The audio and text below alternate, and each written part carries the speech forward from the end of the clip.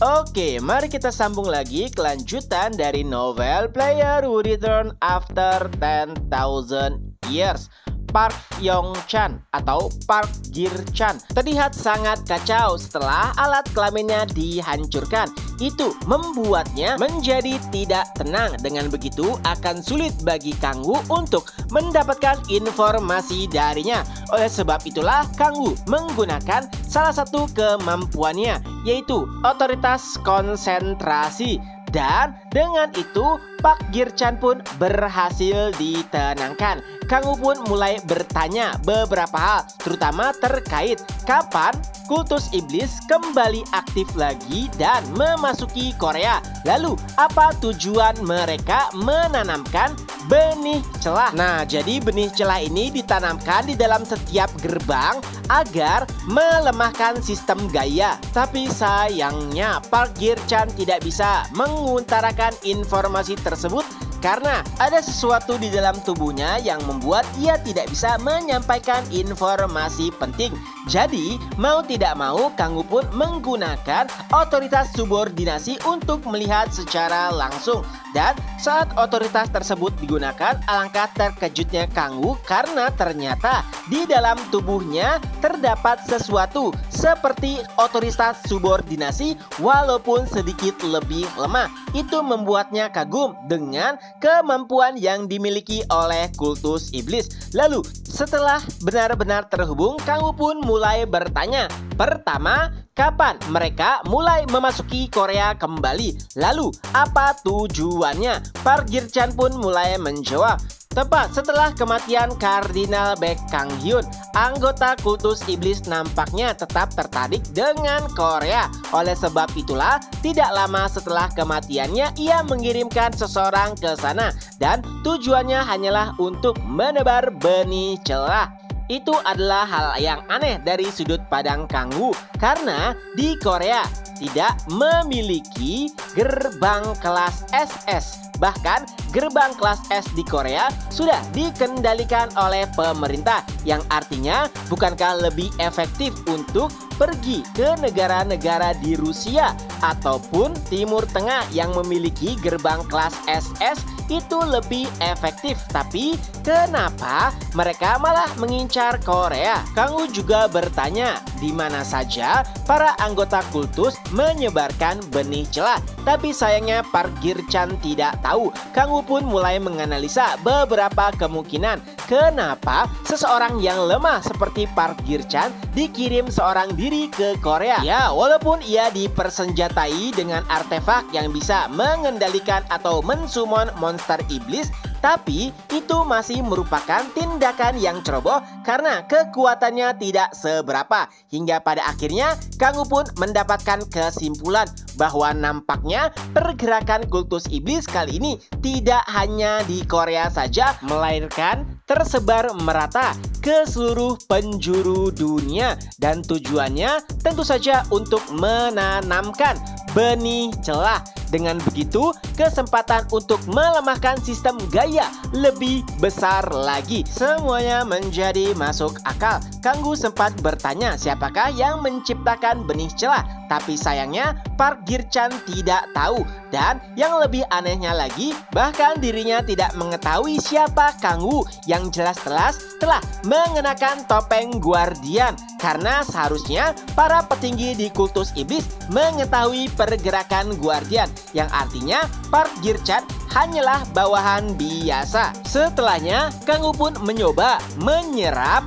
benih celah yang telah ia dapatkan. Dan alhasil, ya, siapa sangka segel 10.000 inti iblis di tubuhnya perlahan melemah. Walaupun sedikit, tapi jika ia mendapatkan benih celah yang banyak, bukankah hasilnya akan luar biasa?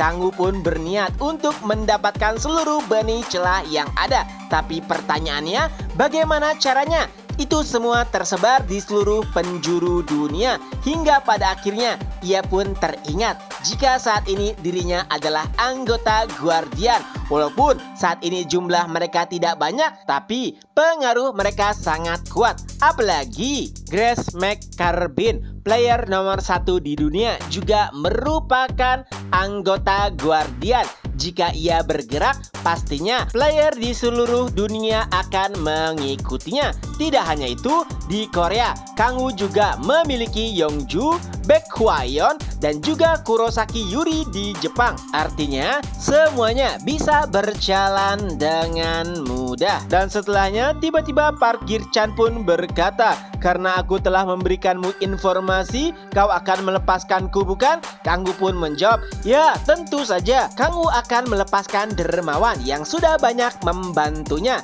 Dan saat Park Gi-chan perlahan menjauh, efek dari otoritas konsentrasi pun terputus. Hingga pada akhirnya ia pun kembali merasakan kesakitan. Kangwoo pun merasa kasihan dengannya. Jadi mau tidak mau, Kangwoo pun langsung membunuhnya dengan satu serangan untuk melepaskan penderitaan yang telah ia alami. Kangwoo bahkan sampai menunduk dan meneteskan air mata. Ia berkata, "Park Gi-chan, aku akan selalu mengingat namamu." Sebelumnya, Kangwoo mendapatkan notifikasi jika energi iblisnya bertambah 0,12%. Ya, itu adalah jumlah yang sangat kecil. Tapi memang Kangwoo tidak bisa berharap banyak karena levelnya sudah sangat tinggi. Walau begitu, ia tidak terlalu kecewa karena mendapatkan mainan baru, yaitu fragmen celah ataupun benih celah. Dengan menyerapnya saja sudah bisa membuat segel dari 10.000 inti iblis melemah. Itu adalah hal yang sangat menggembirakan.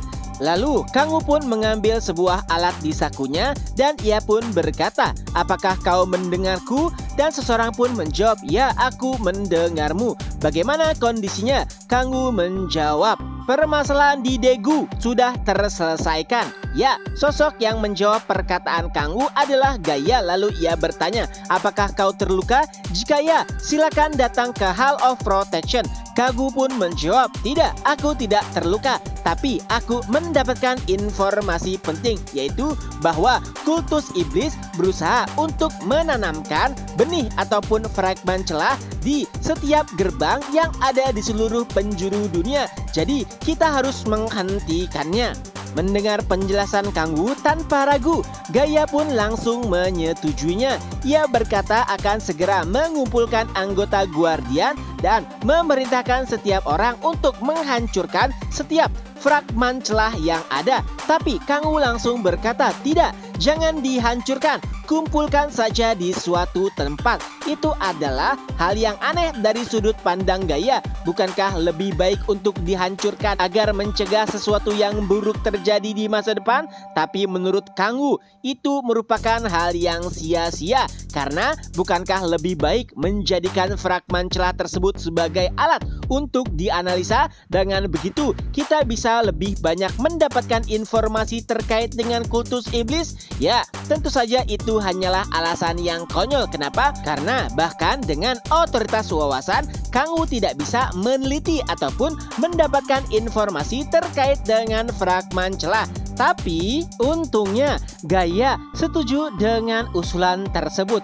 Gaia bahkan sampai memuji Kangwoo karena bisa berpikir sampai ke depan. Tentunya mendapatkan informasi sebanyak-banyaknya terkait dengan kultus iblis adalah hal yang penting karena mereka adalah musuh yang sangat sulit untuk dihadapi. Dan tak lama setelahnya, panggilan pun terputus. Kangwoo pun tersenyum licik. Ya, fragmen celah. Alasan kenapa Kangwoo meminta Gaia untuk mengumpulkannya adalah untuk bisa disantap olehnya. Kangwoo nampaknya harus berterima kasih kepada kultus iblis karena selalu memberikan makanan bergizi untuknya. Dan chapter pun berakhir. Nah, itulah kelanjutan dari novel Player Who Return After 10,000 Years. Ketemu lagi di next video. Bye-bye.